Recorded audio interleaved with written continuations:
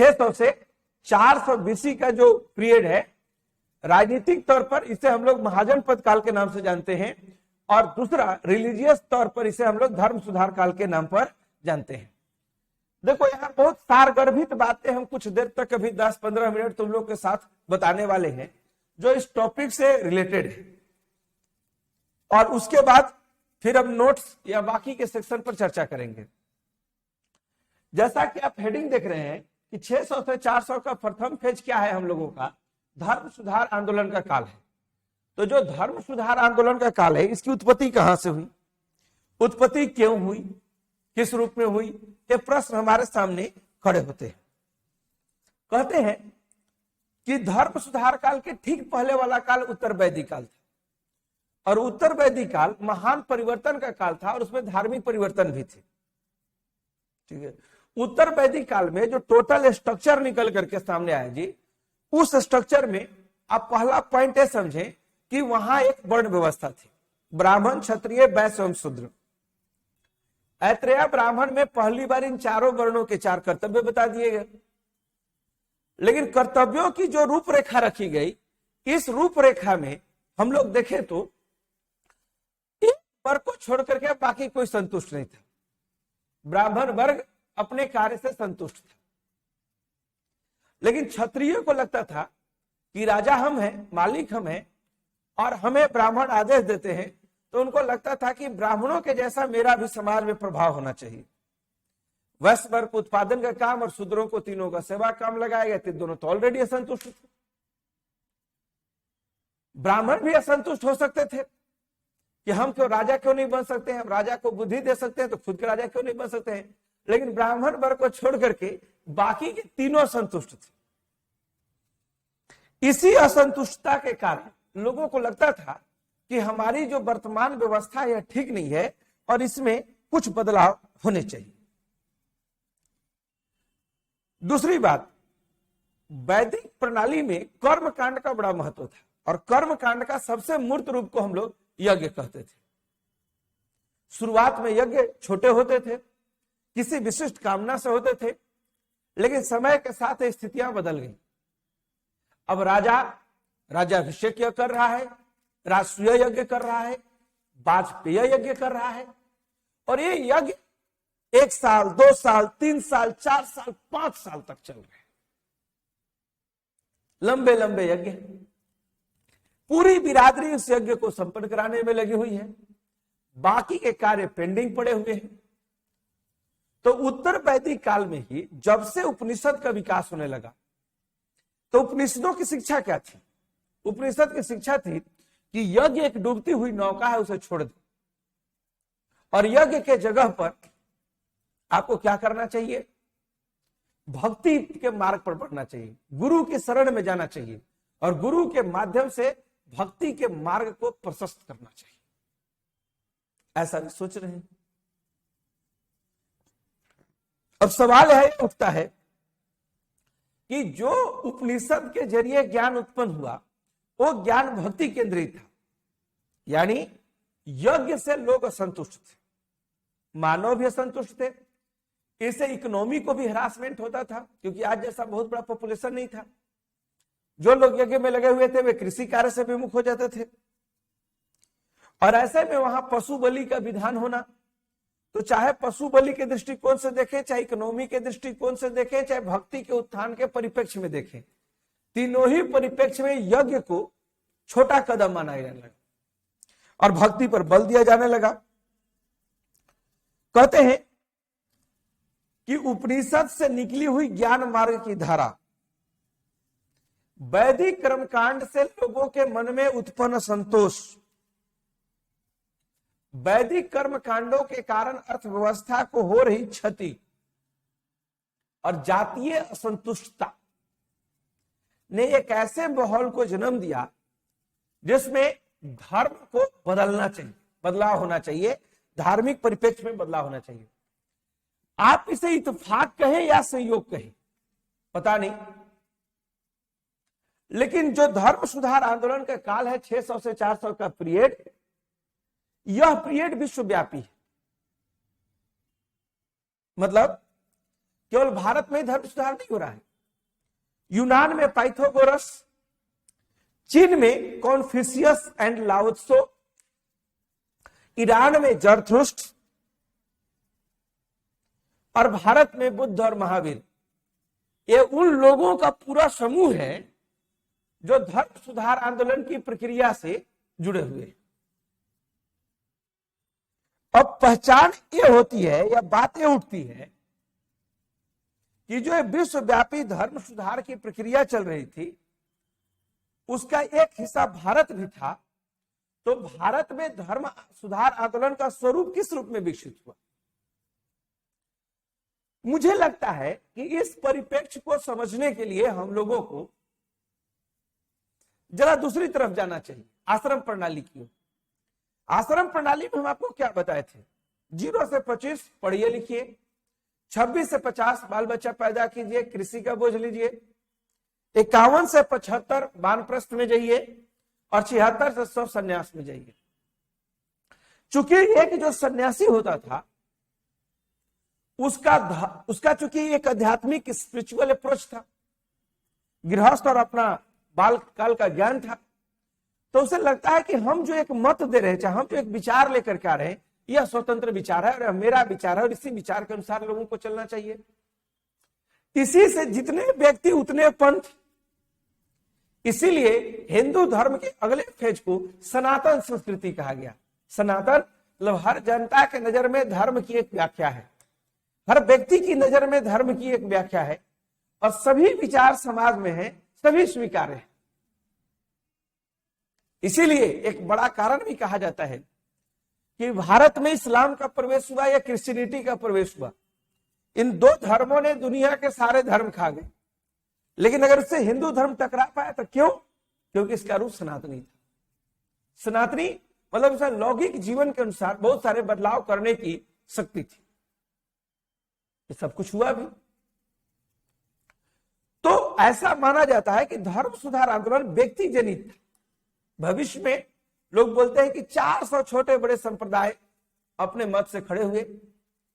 इनमें 63 को तो पहचान मिली, आइडेंटिफिकेशन मिला, 6 को व्यापक लोकप्रियता मिली और 2 सर्वकालिक हो गए। मतलब बौद्ध धर्म और जैन धर्म ये दोनों सर्वकालिक हो गए। 6 धर्म जिनको लोकप्रियता मिली उनका नाम था भौतिकवादी, क्रियावादी, आजीवक, नियतिवादी, अनिश्चयवादी। इन 6 में भी आजीवक संप्रदाय की कुछ ज्यादा पहुंच थी।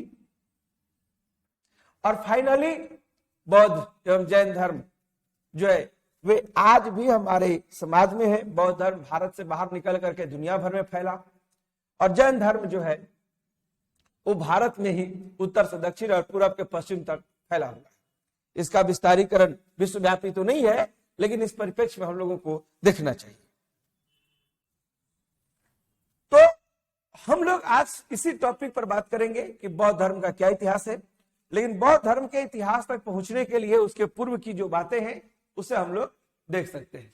देखिए, धर्म सुधार आंदोलन 600 से 400 BC यह क्यों हुआ, तो इसके कारण बताए जा रहे हैं। धर्म सुधार आंदोलन के क्या क्या कारण रहे हैं, तो कारणों की श्रेणी में पहला कारण क्या है, उत्तर वैदिक काल में वर्ण व्यवस्था जटिल हो गई। अब कर्म के आधार पर नहीं बल्कि जन्म के आधार पर वर्ण निर्मित होने लगे और इस वर्ण व्यवस्था में देखा जाए तो शूद्र वर्ग असंतुष्ट था क्योंकि उसकी कोई पहचान नहीं थी। वैदिक कर्मकांड की प्रधानता के कारण समाज में ब्राह्मण चारों जातियों में नंबर 1 पर चले गए। यह बात क्षत्रियों को टिस के रूप में उभरी। यज्ञ के अवसर पर दिए जाने वाले पशु बलि को अर्थव्यवस्था के लिए खतरनाक माना गया। दीर्घकालीन लॉन्ग टर्म के यज्ञ होने के कारण लोगों ने महसूस किया, ठीक है, कि इस पर नियंत्रण होना बहुत जरूरी है। वैदिक कर्मकांड से उत्पन्न आर्थिक बोझ उसी का एक भाग है, ऊपर वाला पॉइंट का ही। उपनिषद के परिणाम स्वरूप भक्ति मार्ग का उदय हुआ और इस भक्ति मार्ग के उदय होने का एक लाभ ये मिला कि लोग धार्मिक बदलाव के लिए प्रॉपर रूप से तैयार दिख रहे थे। ठीक है, तो इस कारण की चर्चा हम ऑलरेडी आपके साथ कर चुके हैं, इसीलिए आइए नेक्स्ट फेज की बात करते हैं। जो विश्वव्यापी धर्म सुधार आंदोलन की प्रक्रिया शुरू हुई उसमें कौन किसका प्रतिनिधित्व कर रहे थे? तो पहला आइए यूनान के लिए पाइथागोरस, चीन के जो दो प्रमुख विचारक हुए कॉन्फ्यूशियस एंड लाओ त्सो, ईरान से जो व्यक्ति थे उनका नाम था जरथुस्ट्र, और भारत में बुद्धदेव महावीर। ये उन लोगों का समूह है जिनके देखरेख या नेतृत्व में हम लोग कहें तो विश्वव्यापी धर्म सुधार आंदोलनों का विकास हुआ। कहा जाता है कि 600 बीसी में भारत में लगभग 62 धर्म संप्रदाय विकसित हुए थे और उनमें से 6 को बहुत व्यापक लोकप्रियता प्राप्त हुआ था। ये 6 कौन थे? अगर ये जानना हो तो लोग बोलते हैं कि पहला जो है भौतिकवादी, इस विचार के इसको एक और इसके प्रतिपादक थे अजीत केस कम्बलिंग। अक्रियावादी पूरन कश्यप, आजीवक संप्रदाय मखली पुत्र दुसाल, नियतिवादी पाकुद कच्चायन, अनिश्चयवादी संजय बेठली पुत्र।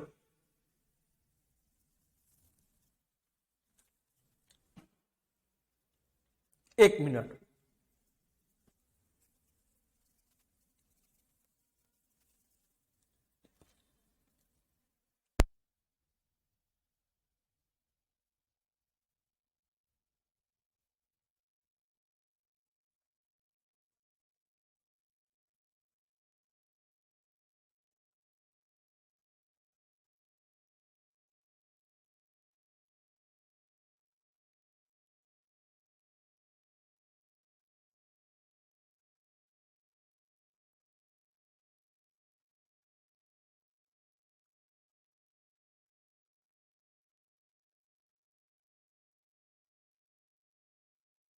देखिए इन विचारकों का जो दर्शन है ये बड़ा ही सरल और कर्म कांडों से मुक्त है।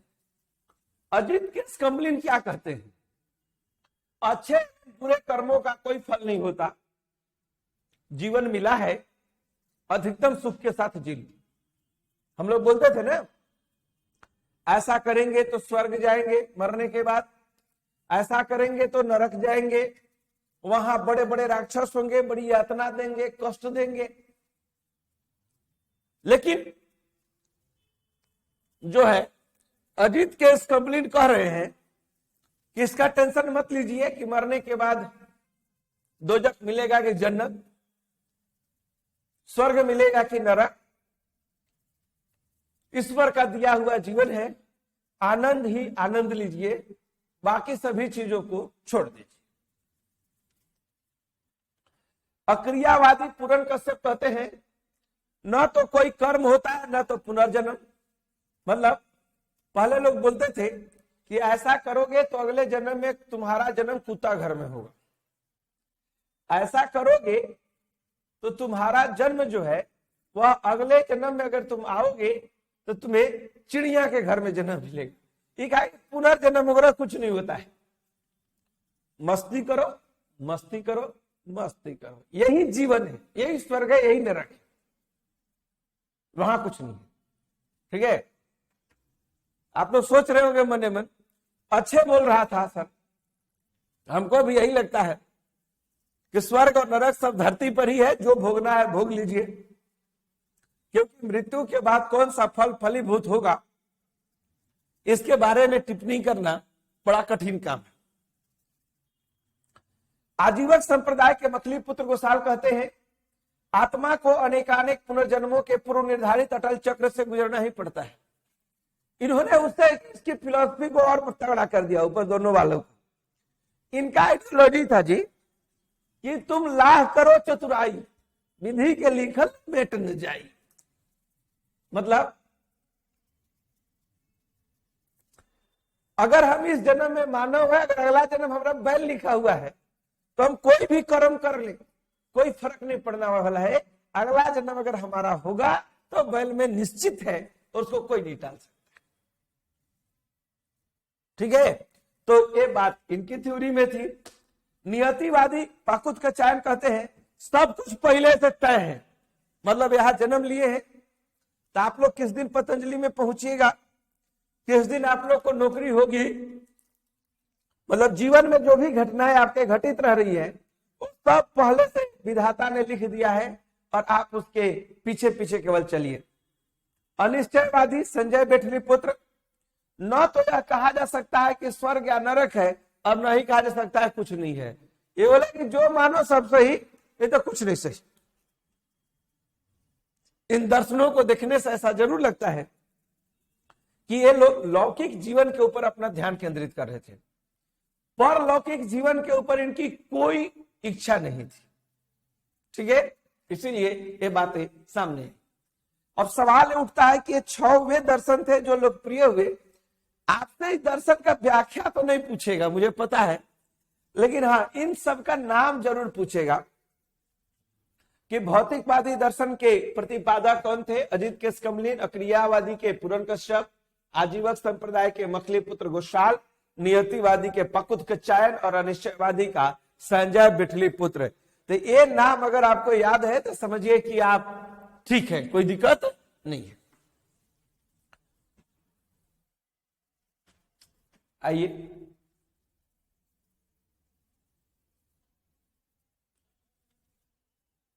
अब देखो, धर्म सुधार आंदोलन में हमें 2 टॉपिक के ऊपर आपको स्टडी करवाने हैं। उनमें से पहला जो मेरा टॉपिक है वो है बौद्ध, ठीक है, एवं जैन धर्म।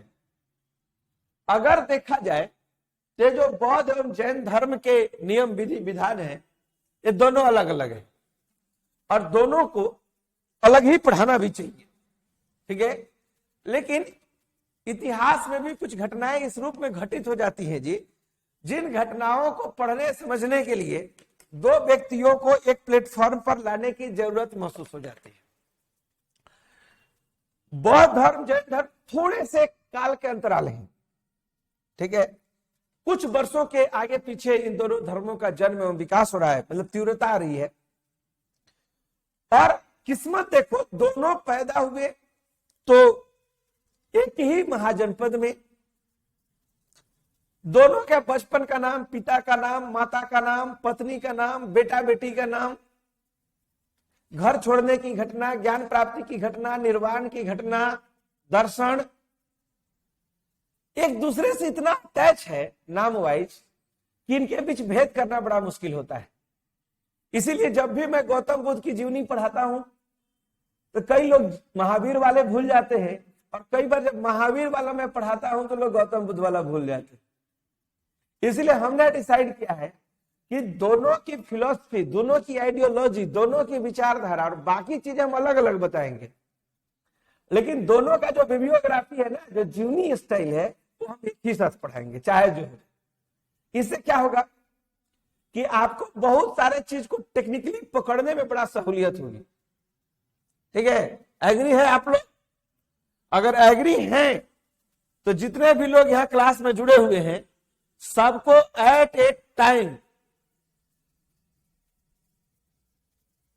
ठीक है, जो है यस यस यस लिखिए। उसके बाद हम दोनों को एक साथ ला रहे हैं। ये पढ़ाने का अब तक का सबसे बेस्ट मेथड है, खास करके इन दोनों के परिप्रेक्ष्य में। चलिए, 10 लोग कहते हैं कि हाँ सर साथ में पढ़ा दीजिए, बाकी लोग क्या अलग अलग चाहते हैं? क्लियर कीजिए।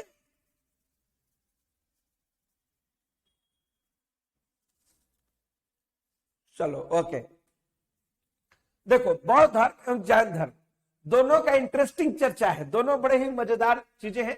थोड़ा थोड़ा ध्यान देते चले जाइएगा, मजा आएगा दोनों के बारे में आपको जान करके। बाद में एक बड़ा ही रोमांटिक स्टोरी सुनाएंगे गौतम बुद्ध के बारे में कि उनका पूरा जीवन परिप्रेक्ष्य कैसे बीता है, लेकिन उसके पहले आइए देखिए, ऑप्शन के तौर पर हम लोगों के पास थोड़ा सा गड़बड़ी है।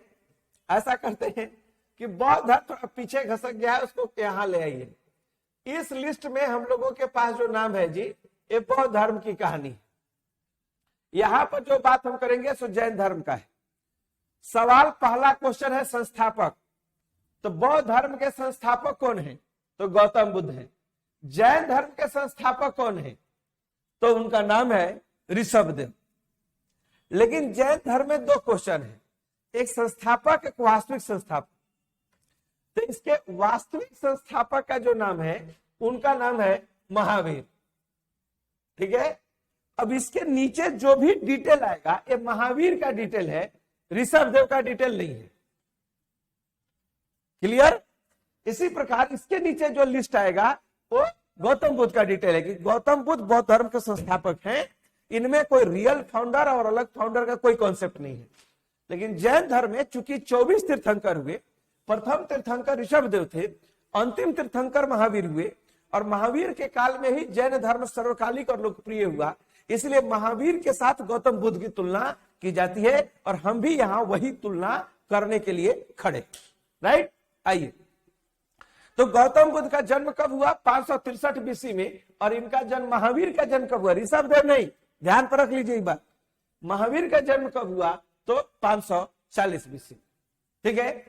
दोनों ही जब वजी संघ में जन्म लिए, तो वजी संघ में जन्म स्थल क्या है? तो कपिल वस्तु के लुम्बिनी ग्राम में जन्म लिए, जबकि वैशाली के कुंड ग्राम में जन्म लिए। दोनों नेपाल के तराई में एक महाजन पद स्थित है, वजी संघ, वहीं से बिलोंग करते हैं, और उसी संदर्भ में बात कही जा रही है। देखिए, बचपन का नाम, तो child name of Gautam Buddha Siddharth, और इनका नाम है वर्धमान। अब ये बात कितना आपको आगे हिट करेगी इसको देखिएगा। लेकिन पिता का नाम जब हम पढ़ रहे हैं, तो गौतम बुद्ध के पिता का नाम है सुदोधन, और इनके पिता का नाम है सिद्धार्थ। जरा क्रॉस मैच कराओ जी, देखो कैसे चीजें चल रही हैं। एक सिद्धार्थ यहाँ है और एक सिद्धार्थ यहाँ है, मतलब सिद्धार्थ गौतम बुद्ध के बचपन का भी नाम है। ठीक है, सिद्धार्थ गौतम बुद्ध के बचपन का नाम है, और सिद्धार्थ महावीर के पिता का नाम है। ठीक है, ये कितना कंट्राडिक्टरी करता होगा आप समझ सकते हैं। ठीक है, तो आप इस चीज को आगे बढ़ाइए। इनके पिता जो सुदोधन है गौतम बुद्ध के, वे शाक्य गण के प्रमुख हैं, जबकि इनके पिता जो सिद्धार्थ हैं ये ज्ञात्रिक गण के प्रमुख हैं। गौतम बुद्ध के माता का नाम है महामाया, एक कोलिया गण से है, और त्रिशला महावीर का माता का नाम है जो लिच्छवी गण से। ठीक है, कहते हैं ना कि वजी संघ जो था ना, वो 8 गणराज्यों का समूह था। तो जितना भी देख रहे हो ना, कुंडग्राम, लक्ष्मी, कुंडग्राम, ज्ञात्रिक, शाक्य, कोलिया, ये सब उसी से रिलेटेड है। इसीलिए इन नामों में बेहद सिमिलरिटी है। ठीक है, अब एक तो देख लिए पिता का नाम और इनके बचपन का नाम, जरा देखो और अभी और कहां कहां तुम लोग फंसोगे।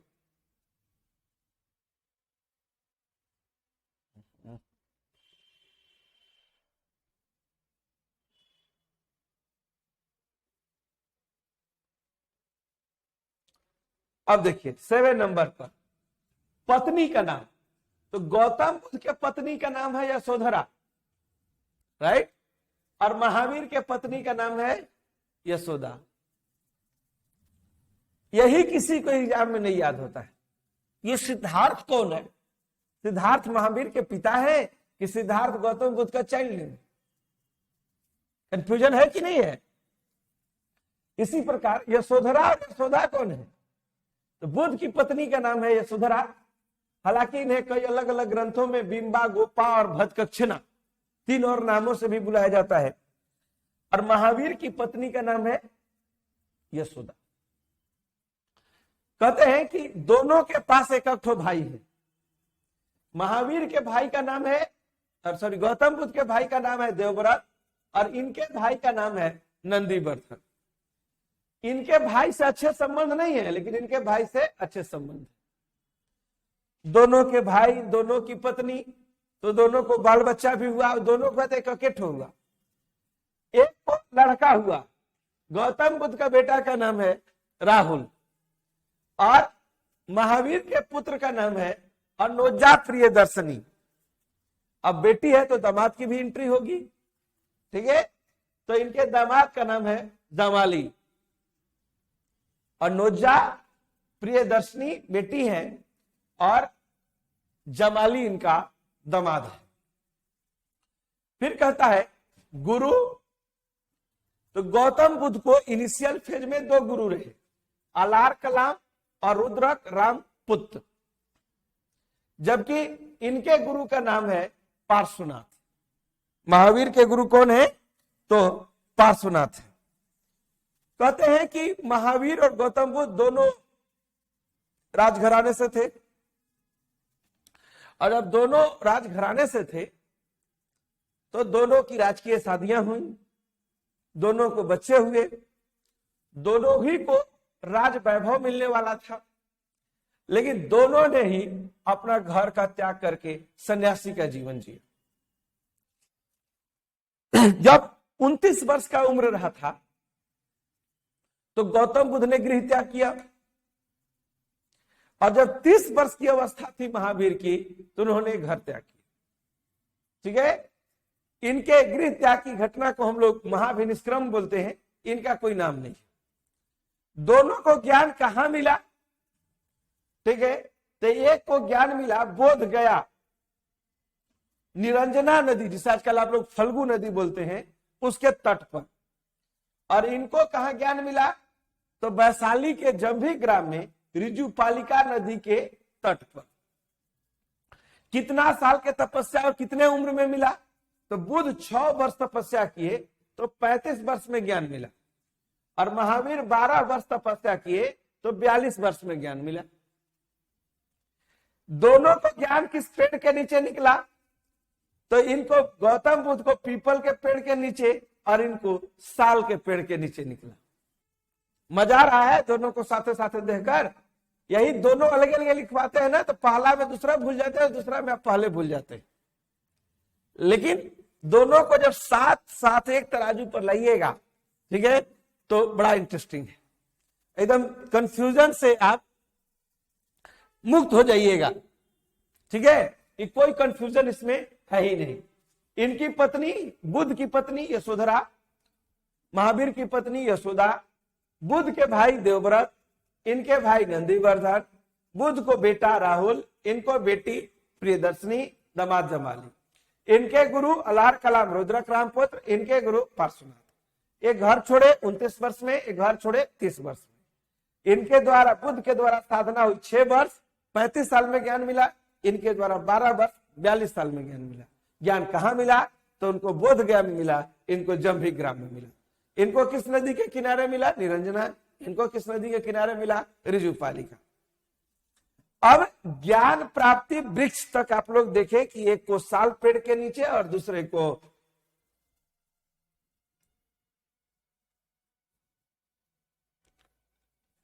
आगे बढ़ते हैं।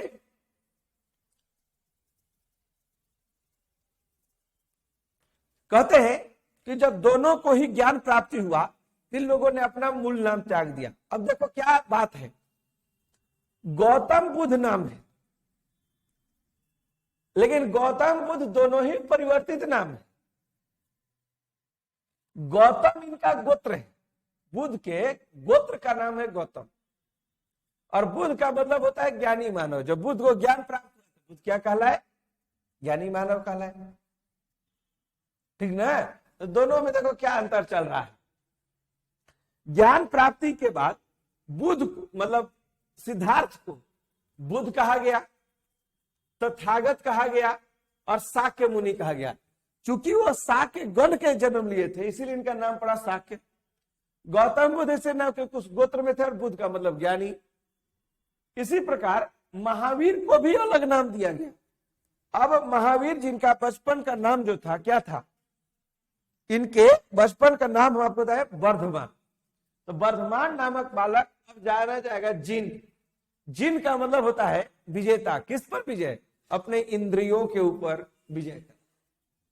निर्ग्रंथ, धा नहीं है, था है। निर्ग्रंथ, बंधनहीन। बंधन क्या है?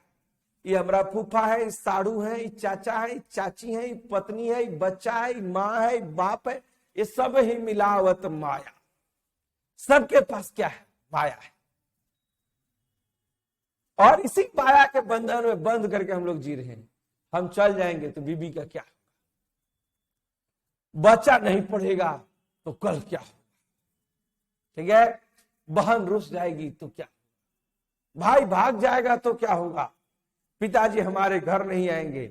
लेकिन साधु और जो सन्यासी होता है ना, उसका कोई अपना नहीं होता है, न माँ न बाप, न पत्नी, न भाई, न बहन, कोई रिश्तेदार नहीं। पूरी दुनिया के बंधन से वो मुक्त है। सन्यासी के लिए संपूर्ण सृष्टि ही परिवार है। तो ये आदमी परिवार नहीं हो सकता है, ऐसा माना जाता है। तो इनका नाम पड़ा निर्ग्रंथ। अहर्त इसका एडजेक्ट मीनिंग होता है सर्वश्रेष्ठ, मतलब जितने लोग ज्ञानी हैं सर्वश्रेष्ठ। केवलीन, केवलीन का मतलब होता है ऐसा व्यक्ति जिसको कैवल्य ज्ञान प्राप्त हुआ। कैवल्य का मतलब होता है ऐसा ज्ञान जो सिर्फ हम जानते हैं और बाकी दुनिया में कोई नहीं जानता। केवल अकेला जानकार कैवल्य कहलाता है। ठीक है, तो महावीर का नाम क्या पड़ा? कैवल्य। जीन, निर्ग्रंथ, अहर्त, और बुद्ध का नाम बुद्ध, तथागत एवं शाक्य मुनि। एक कैवल्य जो है, ये वर्ड जो यहाँ घसका हुआ देख रहे हैं, इसे खींच करके इधर ले आइए, क्योंकि ये महावीर की ओर से। अब सवाल है कि दोनों को ज्ञान मिल गया, नाम बदल गए, तो दोनों क्या करेंगे? उपदेश देंगे। तो प्रथम उपदेश जो बुद्ध थे, उन्होंने अपना कहाँ दिया? ये दैट इज द क्वेश्चन। तो बुद्ध के द्वारा अपना पहला उपदेश, आप बनारस के बगल में एक सारनाथ जगह है, उसी को ऋषिपत्तनम पहले कहते थे, उसी स्थान पर इन्होंने अपना ज्ञान बांटा। जबकि विपुलांचल पहाड़ी जो राजगिरी है, ठीक है, वहां पर बैठ करके अपना पहला उपदेश महावीर ने दिया। कहते हैं कि इन्होंने जिन 5 शिष्यों को सबसे पहला उपदेश दिया था, उनका नाम था कौंडिन्य, बप्पा, भदीय, असगी और महामुना। जबकि बुद्ध ने अपना पहला उपदेश अपने दामाद जमाली को ही दिया था, जो उनके शिष्य थे। सवाल है कि निधन कब हुआ? तो 80 वर्ष की अवस्था में गौतम बुद्ध का निधन, जबकि 72 वर्ष की अवस्था में जो है महावीर प्राण त्याग दिए। दोनों मरे भी तो मजेदार। ये एक ही महाजन पद है जी, और इस महाजन पद का नाम है मल। मल महाजन पद की 2 राजधानी, एक प्रकार से कुशीनगर और पावापुरी। ठीक है, एक में महावीर मरे पावापुरी में, और एक में मरे कुशीनगर में। कौन? बुद्ध। ये दोनों उत्तर प्रदेश में देवरिया जो जिला है, उसी के आसपास का लोकेशन है मल का, जहां पर था। इन लोगों ने कहा कि दोनों ही ने कहा कि सबसे महत्वपूर्ण जो चीज है वह त्रिरत्न। किसी भी व्यक्ति के पास त्रिरत्न है। ये त्रिरत्न क्या है? तो बुद्ध ने कहा, बुद्धं शरणं गच्छामि, धम्मं शरणं गच्छामि, संघं शरणं गच्छामि। यानी बुद्ध के शरण में चले जाओ। धम्मं शरणं गच्छामि, बुद्ध द्वारा बताए गए धर्म की शरण में चले जाओ। और संघम शरणं गच्छामि, बौद्ध संघ में शामिल होकर बौद्ध धर्म के कल्याण के लिए जो करते हो, कर सकते हो, वह सारा कार्य बैठ करके वहीं पर कर लो। यही त्रिरत्न बताए। जबकि महावीर ने कहा सम्यक दृष्टन, दर्शन मतलब अपनी सोच शुद्ध रखो, सम्यक ज्ञान अपनी ज्ञान को शुद्ध करो, और सम्यक आचरण अपने बिहेवियर को करेक्ट करो। अच्छा सोच रहेगा, अच्छी ज्ञान आएगी, तो कैरेक्टर तो ऑटोमेटिक अच्छा हो जाएगा। सभी को पता है। ठीक है, इसीलिए महावीर ने कहा सम्यक दर्शन, ठीक ठीक सोचो। इसी को गांधी जी कहते थे, बुरा मत देखो, बुरा मत सोचो वाला जो थ्योरी, 3 बंदर वाला कहानी सुने थे ना, वो इसी दर्शन पर आधारित है, जॉन फिलॉसफी के ऊपर। तो अब आगे देखो, एक और बात है। सिद्धांत के तौर पर जाओगे तो बुद्ध धर्म में, बौद्ध धर्म में कहा गया कि दुनिया में 4 आर्य सत्य है। कौन कौन सा सत्य है? तो कहा गया पहला सत्य है दुख है, दूसरा सत्य है दुख समुदाय है, मतलब दुख अकेले नहीं है, 10-20 को दुख है। पूछो कोई पुष्पा से बताएगी अपना, ठीक है। जिससे पूछोगे सब के सब बताएंगे, ठीक है।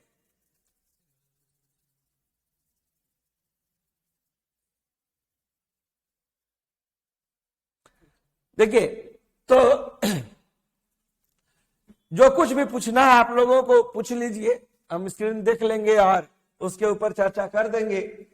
लेकिन बौद्ध धर्म में 4 आर्य सत्य है, मतलब दुनिया का 4 सबसे कटु सत्य है। क्या क्या सत्य है? पहला सत्य है दुनिया में दुख है। तुम लोग कोई ऐसा हो जो इस सत्य को मानो कि सत्य नहीं है? एवरीवन जो बोले कि हमारे जीवन में कोई दुख नहीं है, चलिए सबके पास दुख है। दुख एक दो ठो नहीं है, दुख समुदाय है, मतलब दुख एक पूरा परिवार है जो आप लोगों को घेर के रखा। खाए के दुख, नहाए के दुख, पढ़ाए के दुख, ठीक है, सोने का दुख, उठने का दुख, दुख है दुख है। ये दूसरा सत्य है। तीसरा सत्य कहता है दुख निरोध, लेकिन दुख दूर हो सकता है, दूर करना है ताजा पतंजलि, ठीक है। दुख दूर हो सकता है। चौथा, दुख दूर करने के 8 उपाय। बुद्ध ने कहा 4 आर्य सत्य है दुनिया में, दुख है, दुख समुदाय है, दुख निरोध, दुख दूर हो सकता है, दुख निरोध गामिनी प्रतिपदा, दुख को दूर भगाने के उपाय हैं। इसी उपायों को बुद्ध ने अष्टांगिक मार्ग कहा, जो बौद्ध धर्म का सबसे बड़ा दर्शन माना जाता है। इसी प्रकार जैन धर्म में कहा गया कि अगर आप 5 महाव्रत का पालन करिएगा, सत्य, अहिंसा, अपरिग्रह, ब्रह्मचर्य। अहिंसा का मतलब क्या है? हिंसा नहीं करना। अमृता मतलब झूठ नहीं बोलना, सत्य। अस्तेय चोरी नहीं करना। अपरिग्रह धन जमा न करना। अब ब्रह्मचार्य विवाह न करना। 5वां तो तुम लोग को पक्का समझ में आ रहा होगा, असली दुख का कारण यही है।